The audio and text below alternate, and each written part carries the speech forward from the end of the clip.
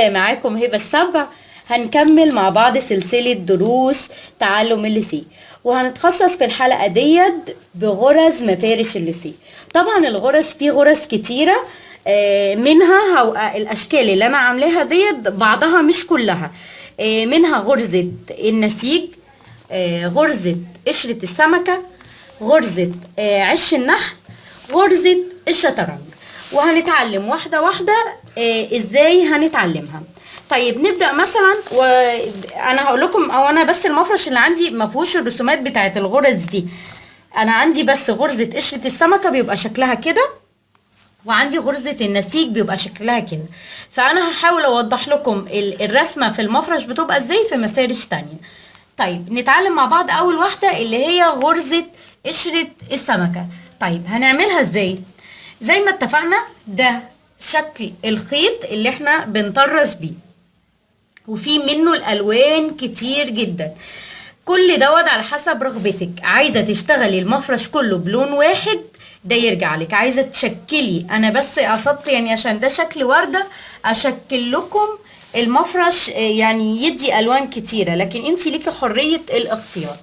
طيب هنعمل ايه؟ اول خطوه بندخل الابره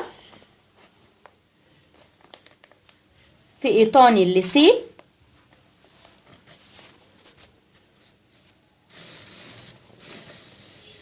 بالشكل دوت، ونثبت اول غرزة. هنثبتها ازاي؟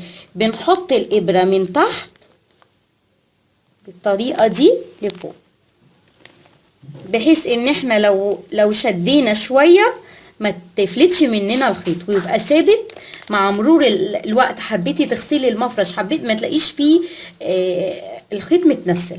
هنعمل ايه؟ احنا قلنا دي غرزة قشرة السمك، دي غرزة متأسفة، عايزة اقول لكم على حاجة.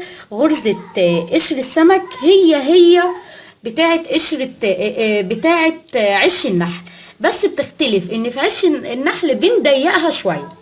خلاص. طيب هنعمل كده ونطلعها تاني. معلش هشتغل على بطيء اهي.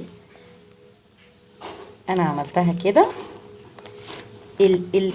الخيط ببقى ماسكاه بايد الشمال والابره باليمين، والخيط بيبقى تحت والابره فوق، وبطلعها كده. ده اول دور.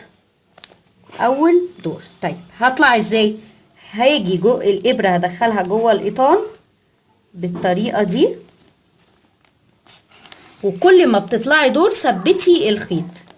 اعملي تثبيته. ازاي التثبيته؟ اهي الخيط من فوق، الابره تحت، وبنمررها في الايطان نفسها.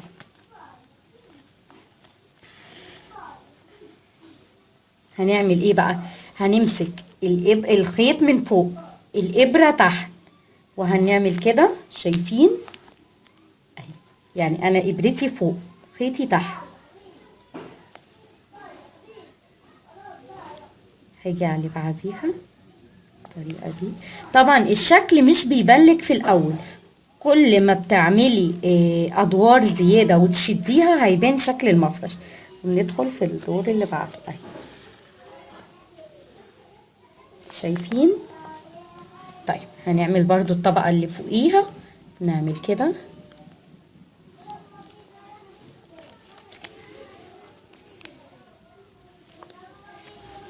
بمشيها ادوار اهي. الخيط تحت، الابره فوق.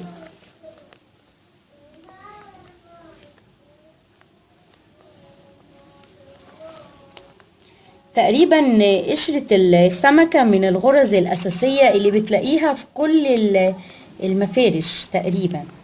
انت بتطلعي أدوار اهي، بتكملي كده، وبتفضلي بقى على طول بتكملي الغرزة. سهلة جدا وبسيطة، مش محتاجة أي صعوبة يعني. اهي شايفين الغرزة هنا ابتدت توضح، وكل ما بتكملي بتوضح زيادة.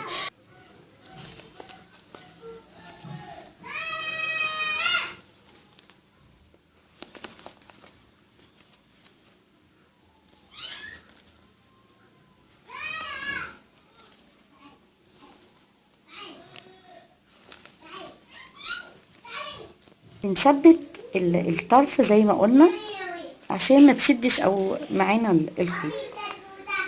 بمشي كده اهي زي ما انا ماشيه عادي. اللي بعديها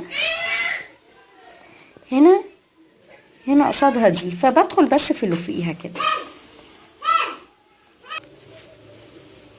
شايفين انا بدخل بس ديت وبدخل في اللي فوقيها كده بالطريقه دي. حابه اعمل واحده زياده عشان حاسه ان دي فيها فراغ، يعني انا كده دخلت في دي 2 مفيش مشكله. وبدخل بطلع كده بالابره لفوق شويه بثبت الخيط.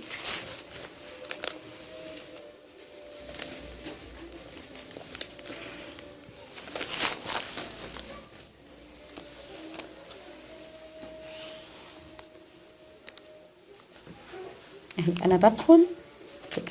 طبعا زي ما انتوا قلنا قبل كده ان ده الظهر مش وش المفرش، فالحاجات اللي باينه ديت انت بتعملي تبقى ظهرها، ولو حابه تحطي طبقه اورجانزا او شيفون او يعني تحتيها مش هيبان خالص.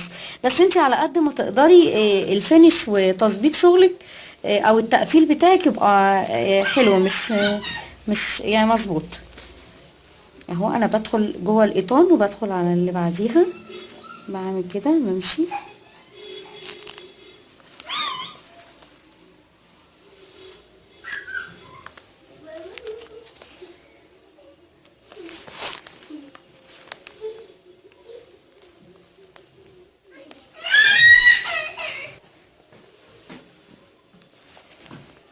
زي ما احنا شايفين احنا بندخل جوه القيطان.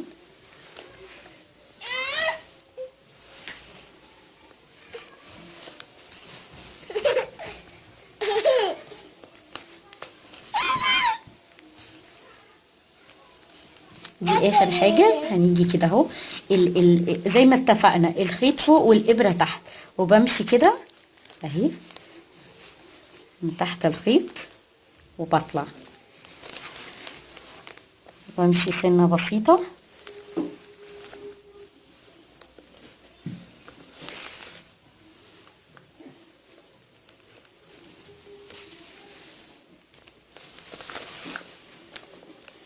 وبمشي بالابره جوه القيطان.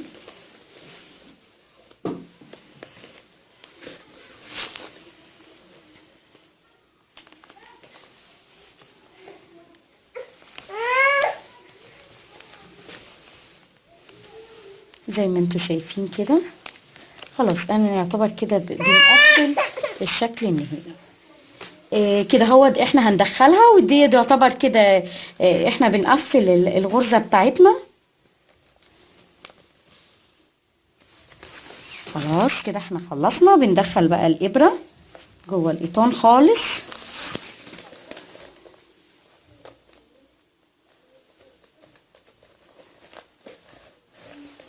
وبقفل شغلي. وكده يبقى احنا عملنا غرزة زي ما انتوا شايفين غرزة قشرة السمكة. هناخد الحلقات اللي بعد كده بقية الغرز.